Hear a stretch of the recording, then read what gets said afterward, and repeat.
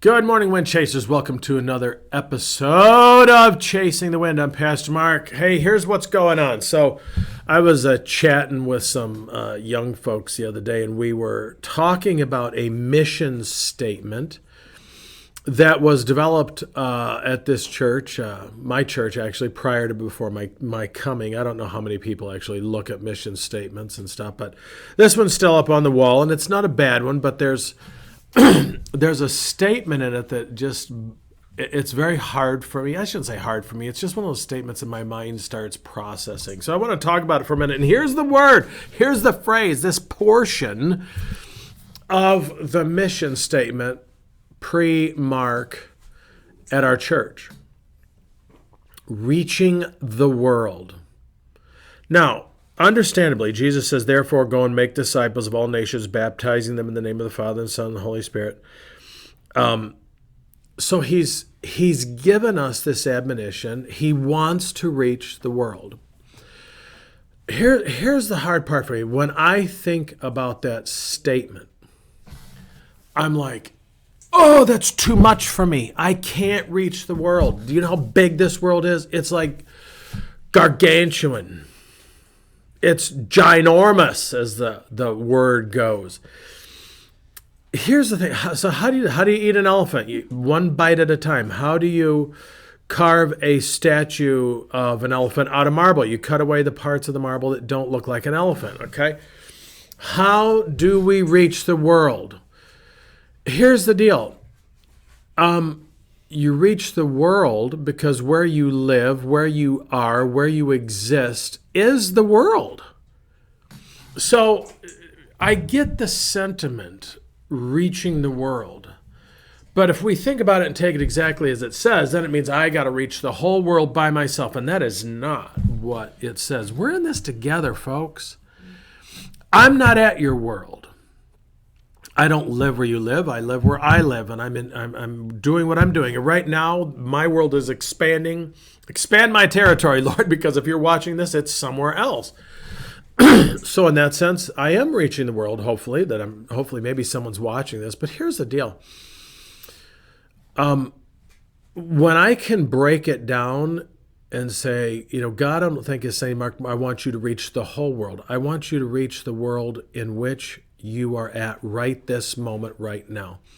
If it's out on the parking lot at my church and there's someone out there playing basketball, reaching the world means me going over and saying hi to them, introducing myself to them, maybe engaging them in conversation, beginning the process of evangelism by just saying hi. And I love the look of this happened last night. I love the look, they're like, oh man, here comes the pastor. He's probably going to yell at us for playing basketball. And I'm like, introduced myself and said, hey, thanks for using our facility and using the basketball, because that thing needs to be used. Glad to that. That's the beginning of reaching my world, people. Did I lead anybody to the Lord right away? No, I did not. But you know what? I reached them, or as a lady in one of my churches used to say, retched them.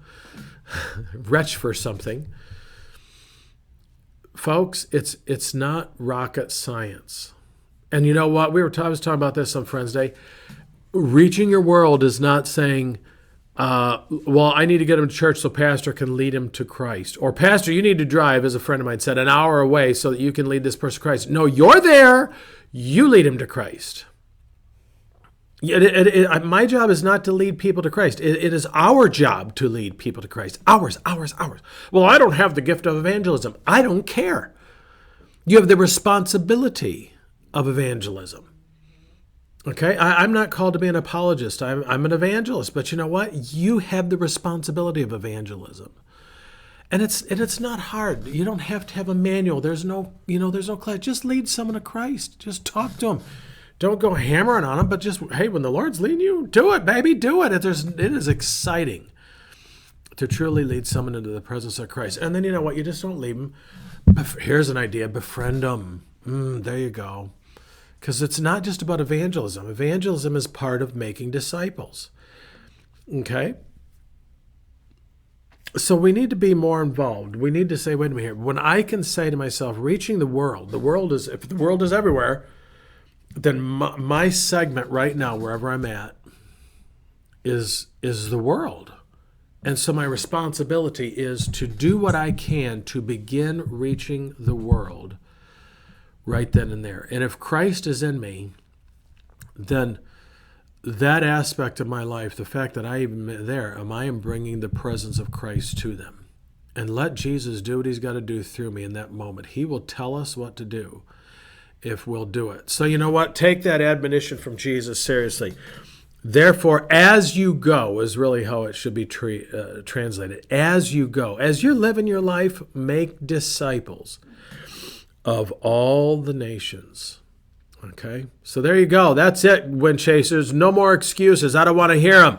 We have work to do. And your neck of the woods, your corner of the world, your corner of this globe, which is really funny. How do you get a corner out of a globe? But we'll worry about that. It's like a corner piece on a piece of pizza. What?